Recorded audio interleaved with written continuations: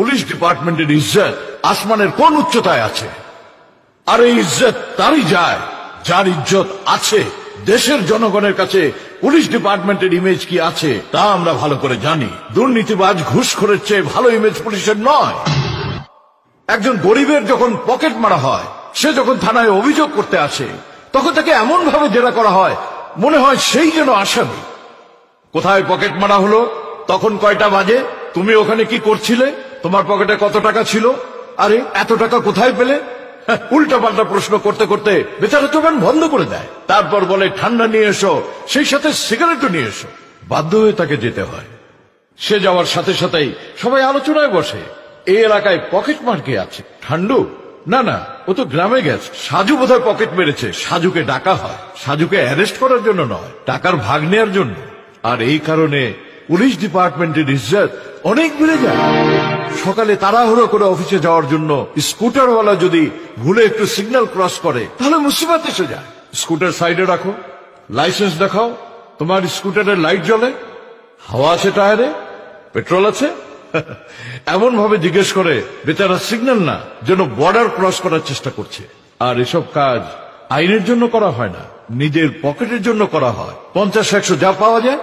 আর এসব কারণে আমাদের পুলিশ ডিপার্টমেন্টের ইজ্জত অনেক বেড়ে যায়। পুলিশ স্টেশনে ধান্দাবাজ, দালাল, ক্রিমিনালদের অভ্যর্থনা করা হয়, তাদের চেয়ারে বসতে দেয়া হয়। তাতে অনেক ইজ্জত বেড়ে যায় আমাদের ডিপার্টমেন্টে। ক্রাইম যদি দিনে দিনে বেড়ে গিয়ে থাকে, এর জন্য দায়ী আমরা। কাল যারা মানুষের পকেট কাটতো, আজ তারা গলা কাটছে, এর জন্য দায়ী আমরা। দুদিন আগে যারা চরস খাজার ব্যবসা করত, আজ তারা অস্ত্রের ব্যবসা করছে, এর জন্য দায়ী আমরা।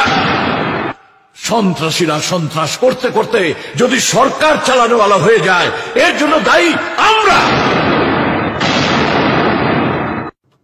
প্রত্যেক মাসের 1 তারিখে আমরা বেতন নিতে চলে আসি, কিন্তু সেই টাকা কোথা থেকে আসে? সরকার থেকে? মন্ত্রী এমপি থেকে? না, এই টাকা জনগণের, যে জনগণের সাথে আমরা সুন্দরভাবে কথাও বলি না। জনগণ দেশের হেফাজতের জন্য বর্ডারে জওয়ান রেখেছে, আর জানমালের হেফাজতের জন্য আমরা। জওয়ানরা তো দেশের হেফাজত করছে, কিন্তু আমরা? দেশের জন্য জওয়ানরা যখন শহীদ হন, তখন জাতি কাঁদে, কিন্তু একজন পুলিশওয়ালা যখন মরে, জনগণ তখন খুশি হয়, বলে ভালো হয়েছে, একজন ঘুষখোর কমে গেল। না, আমাদের এই সিচুয়েশন বদলাতে হবে, আমাদের ইমেজ বদলাতে হবে, যেন জনগণ বলে আমরা ভালো।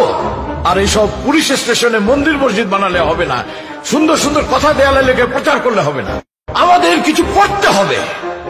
পুলিশের পোশাকের শক্তি বোঝাতে হবে। সে পকেট মার হোক, ভূমিদস্যু হোক, কালো টাকার পাহাড় হোক, যে কেউ